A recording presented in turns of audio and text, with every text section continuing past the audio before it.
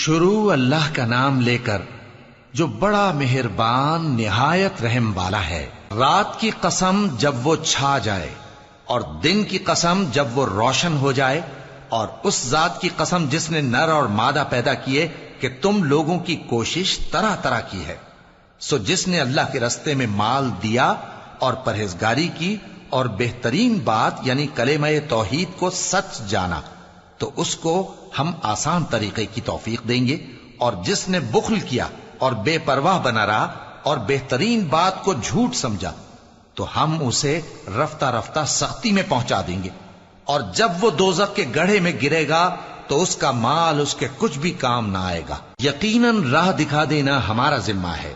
اور بے شک آخرت اور دنیا ہماری ہی ملکیت ہیں۔ سو میں نے تم کو بھڑکتی آگ سے خبردار کر دیا ہے، اس میں وہی داخل ہوگا جو بڑا بدبخت ہے، جس نے جھٹلایا اور منہ پھیرا، اور جو بڑا پرہیزگار ہے وہ اس سے بچا لیا جائے گا۔ وہ جو اپنا مال دیتا ہے تاکہ پاک ہو، اور اس لیے نہیں دیتا کہ اس پر کسی کا احسان ہے جس کا بدلہ اتارا جائے،